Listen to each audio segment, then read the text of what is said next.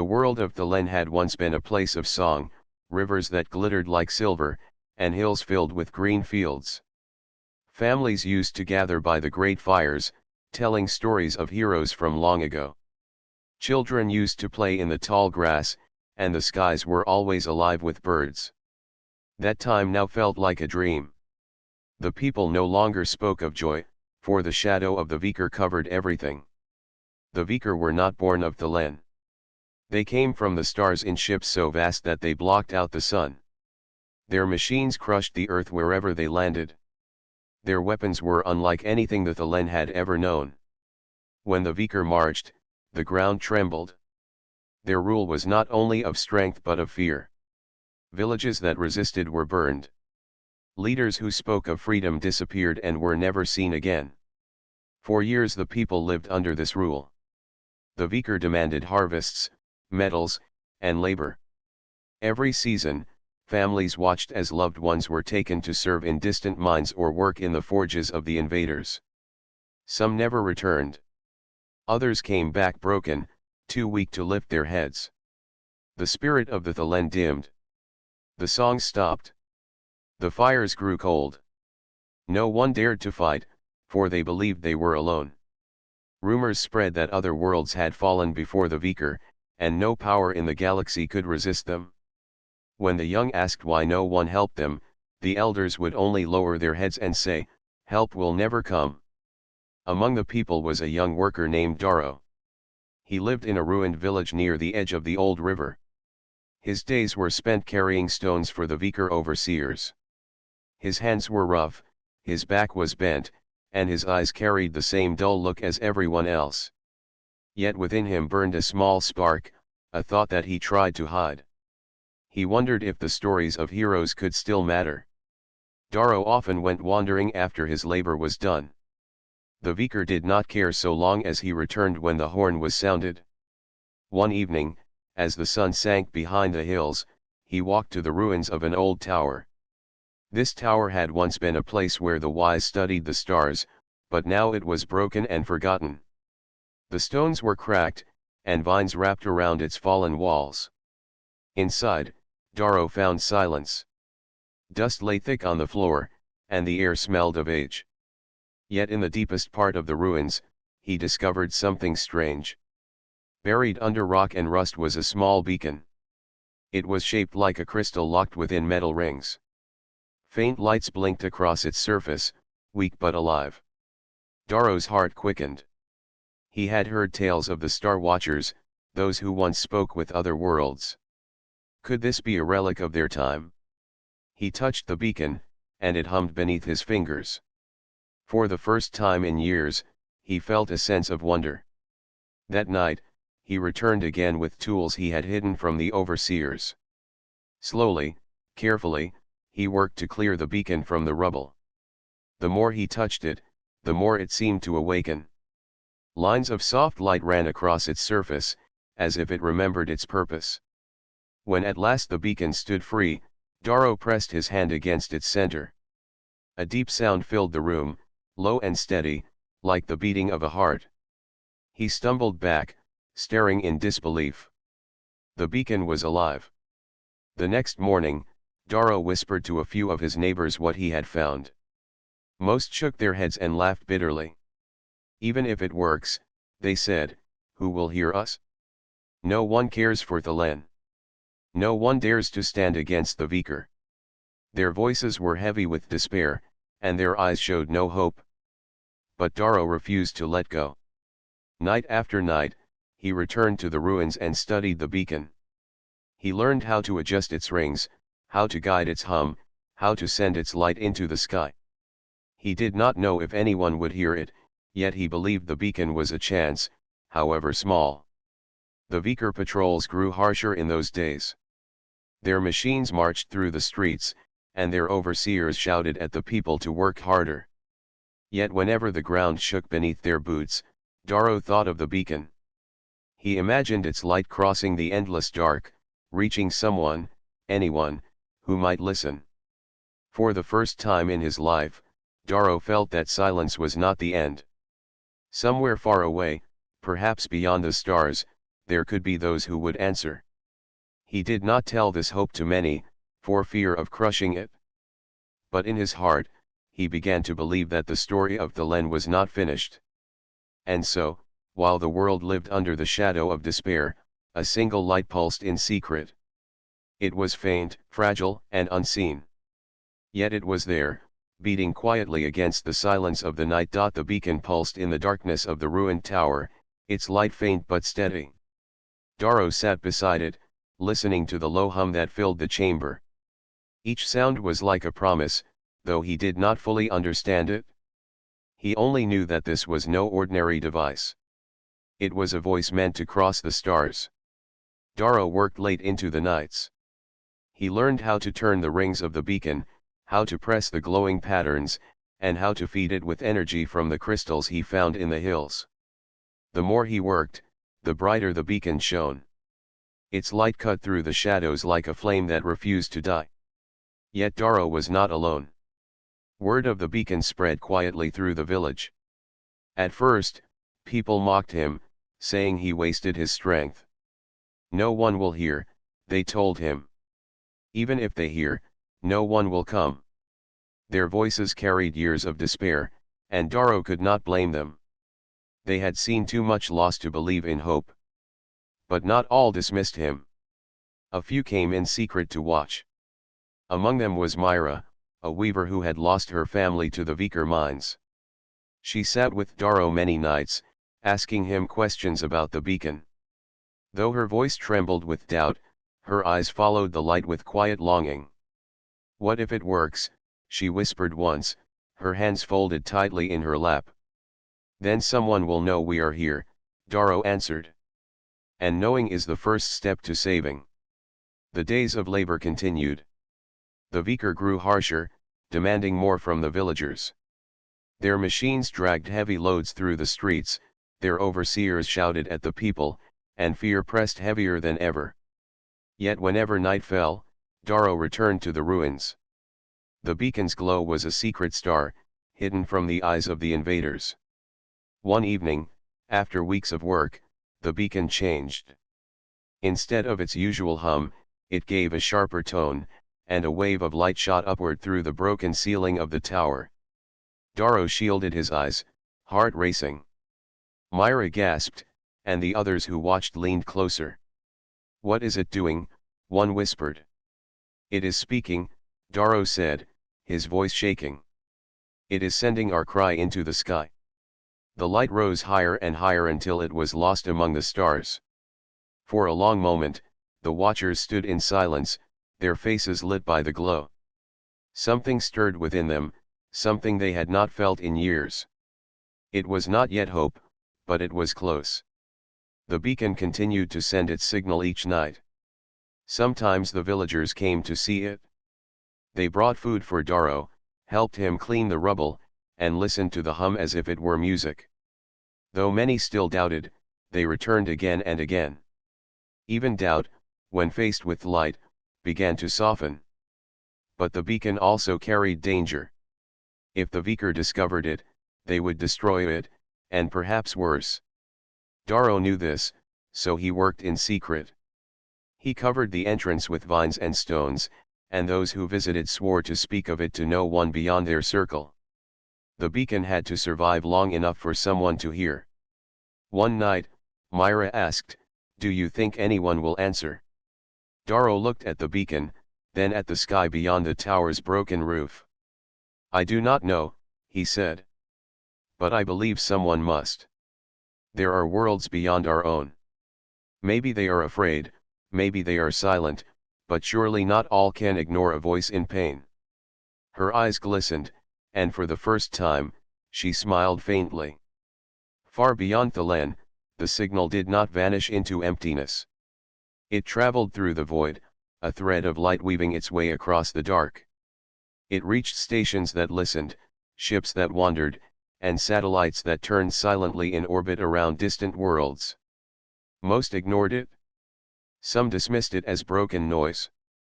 But one day, in a listening post on the far side of Earth's colonies, a small team of humans caught the signal. It was faint, cracked, and broken by distance, Yet the message of suffering was clear. The humans replayed it again and again. Though they did not yet know who called for help, they felt the weight of the plea. And while they debated what to do, the signal continued, steady and unyielding, as if the heart of Thelen refused to be forgotten.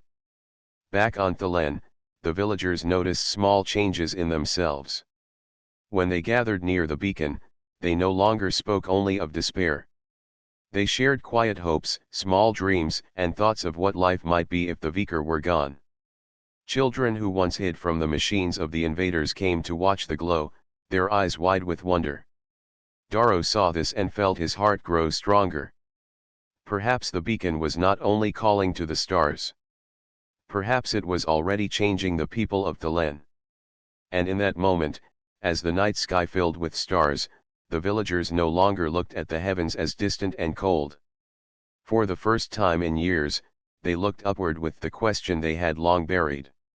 What if someone was listening? The signal reached Earth quietly, almost like a whisper carried by the endless dark.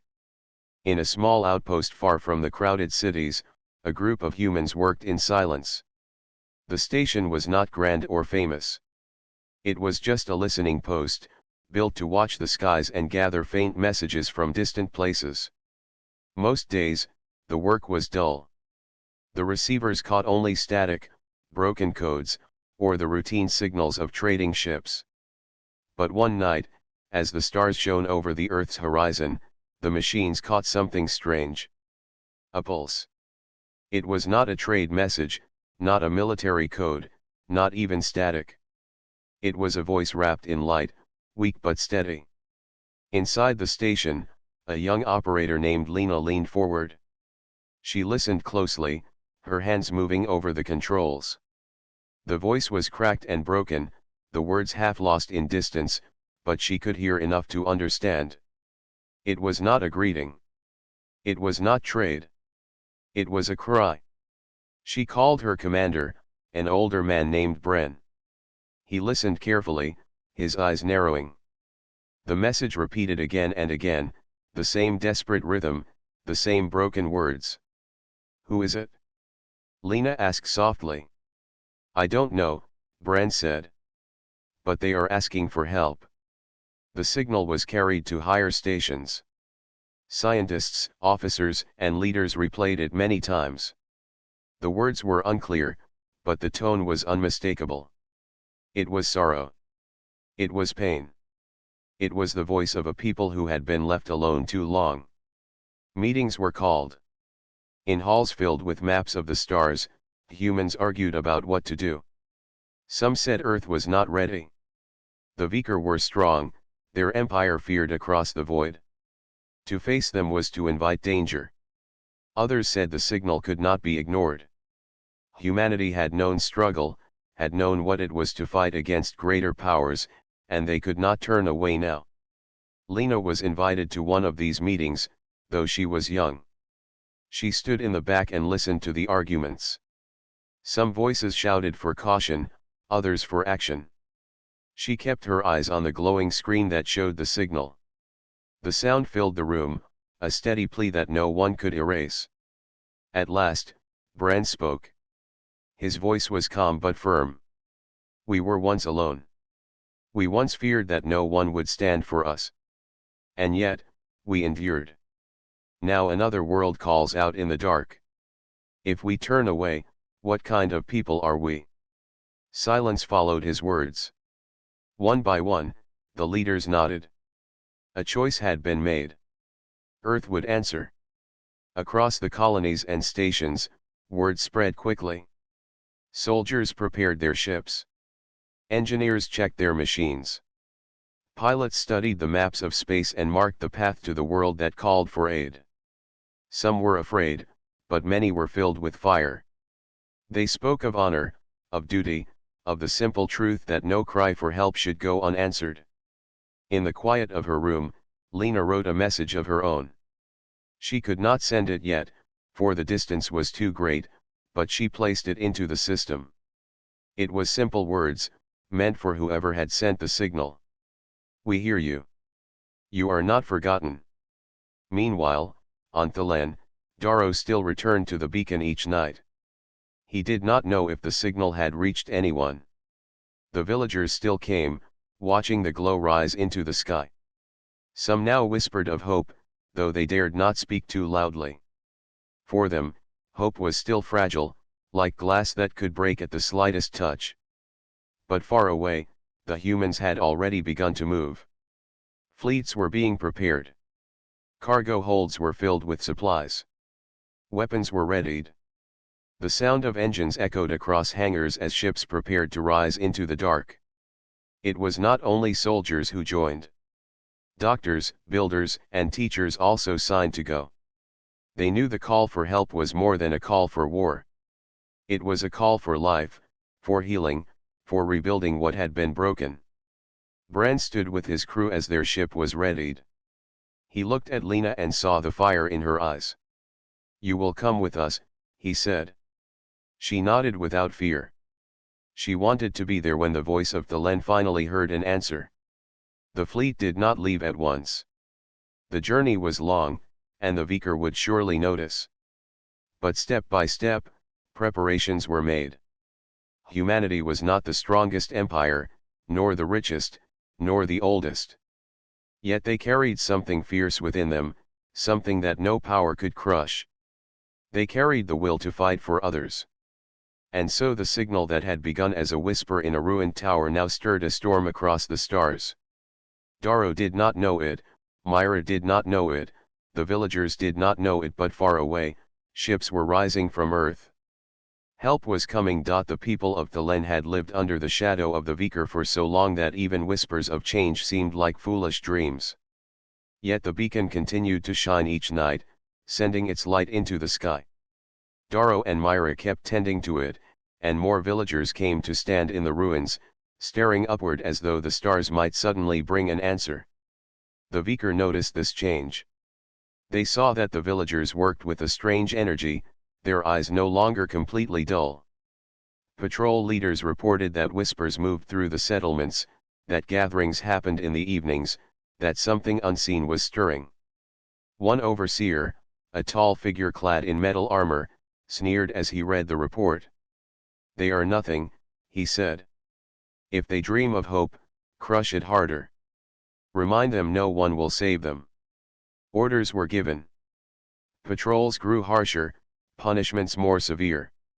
Yet the people of Thelen held their secret close. Even as fear weighed heavy, they clung to the thought that the beacon might bring help. Far across the stars, Earth prepared for the journey. Fleets gathered at hidden docks, their ships painted with symbols of unity. Soldiers trained day and night, studying old records of Vicar weapons and tactics. Engineers worked without rest, building new defenses and upgrading weapons. The leaders of Earth knew the risk they were going to challenge an empire feared by many. But once the choice had been made, there was no turning back. Lena often walked the busy halls of the fleet's main station. Everywhere she turned, she heard voices speaking of the signal. "They called, and we will answer," one worker said as he carried heavy tools. "Even if the Vicar think themselves invincible, they will see what humanity is made of." Those words filled her heart with pride. Commander Bran oversaw the planning. His eyes were steady as he looked at maps of the galaxy. "The Vicar will not expect us," he said to his officers. "They believe fear keeps every world silent. They will not imagine Earth would cross the stars for strangers. That will be our strength." Back on Thelen, doubt still lingered. One evening, as the villagers gathered in the ruined tower, an old man shook his head. "I have seen many seasons," he said. "I tell you, no one is coming. The Vicar are too strong. The stars are too far." But Myra stood before him. Her voice trembled, yet it was firm. "If no one is coming, then why does the beacon still shine? Why has its light not failed?" She pointed at the beam rising into the heavens. "Even if help does not come, this light has already given us something we thought lost. It has given us courage." The old man fell silent. Around him, the villagers nodded. For the first time in years, the people began to believe that their voices mattered. In secret, some of them started to prepare. They hid tools, sharpened old blades, and studied the movements of the patrols. They did not yet know how to fight an empire, but they began to think of resistance. The spark was small, yet it grew brighter each day. Meanwhile, the Viker laughed at the rumors. Across their empire, word spread that Earth was preparing a fleet. In the halls of their commanders, voices scoffed. Earth, one sneered. A small world with no empire, no power. If they come, they will be crushed. But not all were so certain. Some Viker scouts reported that human ships were indeed gathering, more than expected. Their leaders dismissed the warnings, blinded by pride. Let them come, they said. We will show the galaxy that resistance is foolish. The storm was gathering on both sides. One night, as Darrow adjusted the beacon, Myra stood beside him. She watched the stars with quiet intensity. Do you really believe they will come? She asked. Darrow hesitated. He thought of the villagers' tired faces, the weight of despair, the years of silence. He thought of the beacon's steady hum, the way it had not failed even once since it was awakened. Yes, he said at last. I believe it. And if they come, the Viker will finally learn that we are not alone. The villagers around them nodded. Though fear still lived in their hearts, it no longer ruled them. Hope had taken root, and with it came a strength they had not felt in many seasons. Far away, the human fleet stood ready. Engines rumbled like thunder waiting to break the silence. Pilots strapped into their seats, soldiers gripped their weapons, and doctors prepared supplies for the wounded they knew would come. The leaders gave the final command. And so, from the blue world of Earth, ships rose into the dark, carrying with them the promise made to strangers who believed help would never arrive. The storm was set. The Viker laughed, the Thelen prayed, and humanity advanced like a shadow no one expected. The first light of dawn stretched over Thelen, painting the hills with pale gold. The villagers stirred, carrying on with their labor as the Viker patrols marched through the streets. Fear still pressed heavily on their hearts, yet something was different. The air carried a strange tension, a feeling they could not explain. Then it began. A low rumble rolled across the sky, faint at first, but growing louder with every passing second. Birds took flight in confusion, and the ground trembled beneath the feet of the villagers. Windows rattled, and even the machines of the Viker quivered as if sensing the coming storm. Darrow and Myra ran to the ruins of the tower, their eyes fixed on the horizon. A line of light appeared in the sky, distant at first, then growing brighter and wider. The human fleet had arrived. Ships of every shape and size cut through the clouds like streaks of silver fire. Their engines roared with power, a sound that shook the ground as if the Thelen itself were rising against the oppressors. The Viker gaped at the sight. Their patrol leaders shouted in disbelief. What is this? One yelled. It is impossible. No world can challenge us. Their pride, so long unbroken, wavered for the first time. The humans did not pause. They entered orbit with precision, forming a shield around Thelen. Their weapons glimmered in the rising sun, reflecting light that seemed almost alive. The ships fired their first volleys, not to destroy the planet but to disrupt the Viker machines that patrolled it. Explosions shook the ground, scattering patrols and sending shock waves across the hills. Villagers fell to their knees, staring in awe. They had lived under fear so long that they could not imagine such power coming for them. Darrow's heart raced. They came, he whispered. They really came. Myra grasped his arm, tears in her eyes. We are not alone, she said. We are not alone. The Viker responded quickly, sending waves of their war machines into the sky. They fired energy beams that cut through clouds, aiming to destroy the human fleet. But the humans were fast, maneuvering with skill that made the Viker falter. Each strike that should have destroyed a ship was dodged, and each return fire from the humans shattered the enemy machines. The battle raged above the villages. The ground trembled, but the humans did not attack the people of Thelen. Their weapons targeted only the weaker, breaking their control over the land.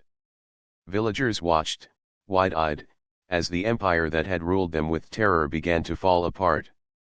Daro and Myra joined the crowds outside. They saw soldiers landing near the villages, carrying supplies, medicine, and tools. The humans did not treat the Thelen as weak. They spoke to them as equals, asking what they needed, training them in defense, and sharing what little knowledge they could to help them fight back. The weaker tried to rally. Their commanders barked orders, calling for retreat and counterattacks. But the humans struck like a force of nature. Every wave of enemy machines that rose from the ground was met by the combined firepower of the fleet and the Thelen who now dared to fight. A weaker ship swooped low over Daro's village, its weapons aimed to terrorize the people. But a human fighter streaked from the sky, cutting the ship down before it could fire.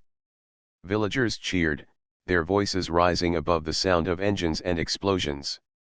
For the first time in years, they felt victory might be possible. Daro climbed a hill with Myra, looking out over the battle. The sky was filled with flashes of light, explosions, and the steady hum of human engines. He could see the weaker falling back, their machines broken and their patrols scattered. They believed no one would come, Daro said. But we have seen their mistake. Myra nodded, holding his hand. We believed no one would help. But look, the stars themselves brought them to us. By the end of the day, the humans had secured most of the land around the villages. The weaker retreated, confused and disorganized. Their empire, so long unchallenged, had faced its first true resistance. And though the fight was not yet over, the people of Thelen felt a new strength. The beacon pulsed in the tower, its light faint against the brilliance of the human fleet. Yet it still shone, as if acknowledging the arrival of the help it had called for. Daro placed his hand on it, feeling the steady hum that had guided humanity across the stars. Hope, once a fragile dream, now burned fiercely in the hearts of the Thelen.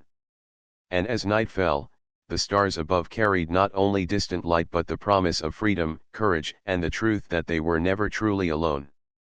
Humanity had struck like an earthquake, and the world of Thelen would never be the same. The morning after the battle, Thelen looked different. Smoke still rose from broken machines and scorched earth, but the air carried a new sense of life. Villagers emerged from hiding, their steps cautious but filled with curiosity. The humans had not only defeated the weaker machines but had brought supplies, food, and medicine. For the first time in years, the people of Thelen felt safety, even if it was fragile. Daro and Myra stood among the villagers, watching as the human soldiers set up tents and stations.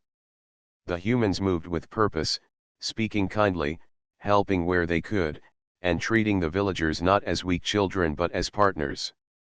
Their leader, Commander Bren, spoke to everyone gathered. We are here to fight alongside you, he said. We will not take your land. We will not rule over you. We are here to help you regain your home and your freedom. The words were simple, yet powerful. Many villagers had never been spoken to with such respect. They exchanged looks, some still doubtful, but hope was beginning to root itself deeper in their hearts. The humans began training the villagers. Soldiers taught them how to move quietly, how to defend themselves, and how to use tools as weapons if necessary. Engineers showed them how to repair broken machines, and doctors taught basic first aid. The villagers, who had long felt helpless, discovered a strength they never knew they possessed. Daro and Myra were quick learners. Daro studied the human machines with fascination, asking questions and taking notes. Myra learned to care for the wounded, her hands steady and confident as she applied bandages and cleaned cuts. Each small skill made them feel more powerful, more capable. The alliance was not easy at first. Some villagers were afraid of the humans, uncertain if they could trust outsiders. Some had seen the weaker deceive and betray, and their fear lingered. Yet each act of kindness, each shared effort, began to change minds. Slowly, suspicion turned into respect, and respect grew into friendship. Even the children became involved. They followed the soldiers around, eager to learn and help. They carried small supplies, cleaned tools, and watched the humans work with wide eyes. The humans laughed and encouraged them, teaching the young that courage was not just for adults. Darrow noticed something remarkable. For the first time in his life, the people of the land smiled freely. They shared stories, told jokes, and even sang quietly by the fire. The humans had brought more than weapons, they had brought warmth, guidance, and the belief that the Thelen could reclaim their lives. But the alliance was not only about training. Together, they began to plan for the next steps. The Viker would not retreat forever. They would regroup and return, stronger and angrier. The humans and the villagers needed to be ready. Maps were drawn, patrol routes studied, and defenses built. Villagers offered knowledge of the land, secret paths, and hidden caves. The humans offered tactics, technology, and experience. Together, they formed strategies that neither side could have done alone. One evening, Darrow and Myra stood atop a hill overlooking their village. The sun dipped below the horizon, casting long shadows across the fields. "They trust us now," Myra said quietly, her eyes following the soldiers who moved about the camp. "They are learning to believe again." Darrow nodded, feeling a warmth in his chest. "And we are learning too. We are stronger than we ever imagined, because we are not alone."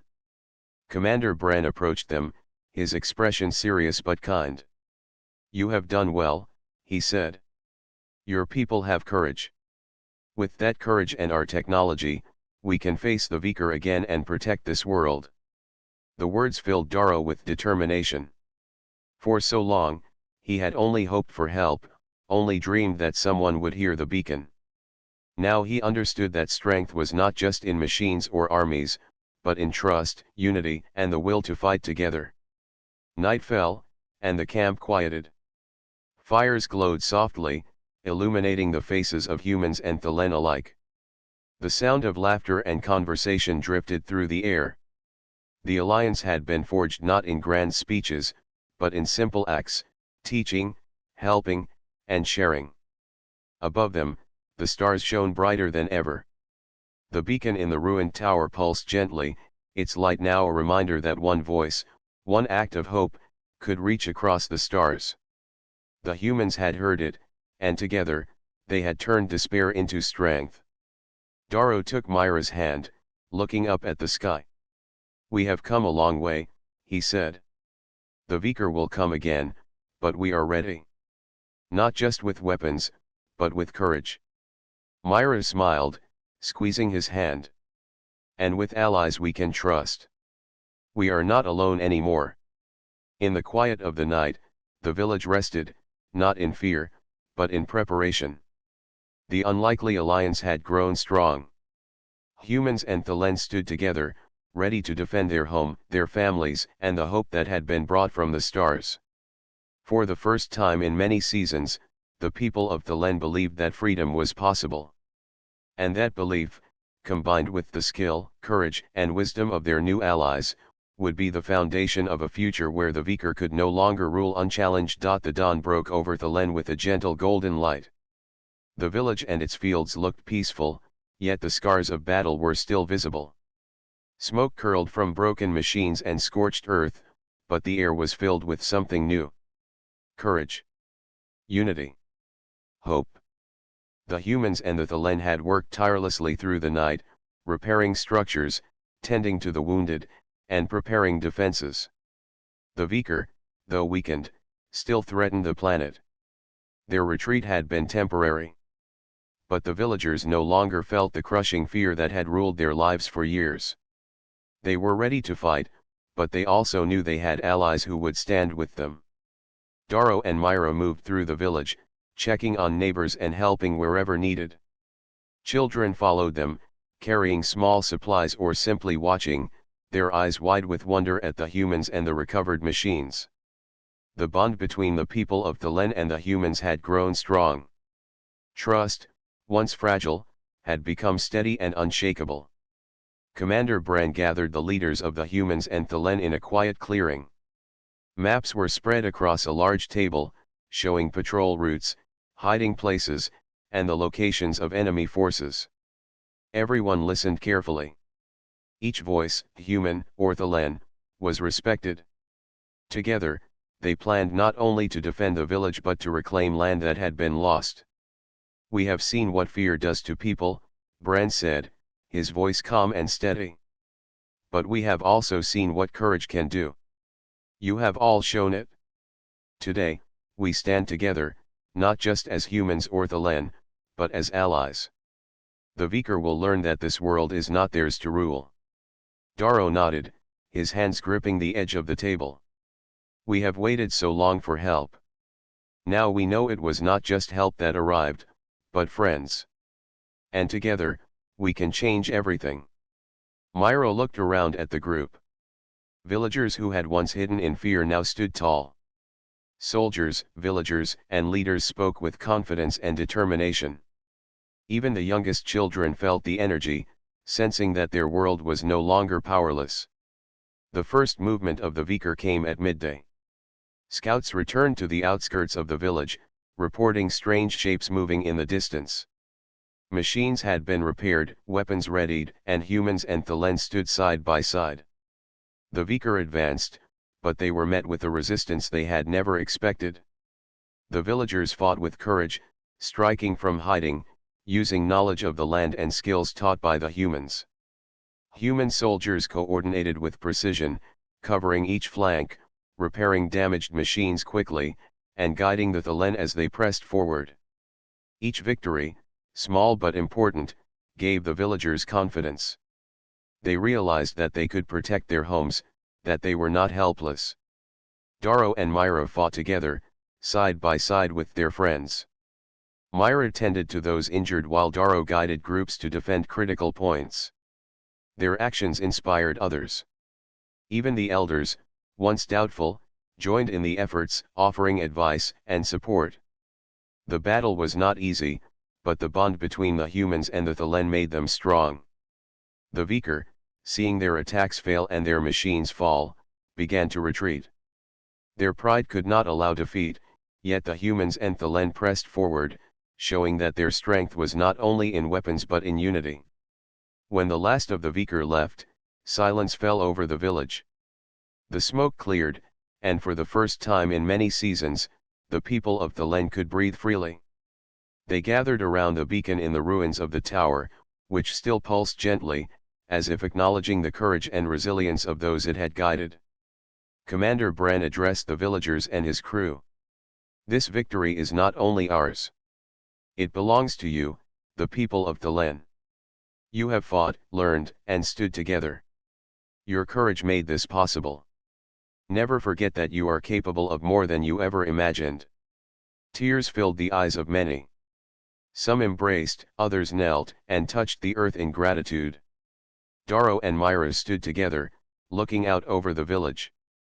The sun glimmered on repaired fields, and children played cautiously, laughter returning for the first time in years. "Help did arrive," Darrow said quietly. "But it was more than that. It brought courage, friendship, and hope." Myra smiled, holding his hand. "And we will continue to protect this hope. For our people, for our home, and for the future." The villagers began rebuilding. Together with the humans, they repaired homes, cleared roads, and restored the land. Skills were shared, knowledge passed down, and trust grew stronger. The beacon remained in the tower, a reminder that even one small act of courage could reach across the stars. Above them, the sky was alive with light. The stars no longer seemed distant or cold. They were witnesses to the dawn of a new era, where courage, unity, and hope could conquer fear, and where the people of Thelen knew they were never truly alone. The world had been shaken, but from that earthquake rose strength, friendship, and the promise that freedom could last. Humanity had answered the call, but it was the courage of the Thelen that made victory possible. Together, they looked forward, ready to face whatever challenges might come, confident in the power of unity and hope. And so, under the golden light of dawn, the people of Thelen smiled once more. The silent despair of the past had ended. The dawn of hope had arrived.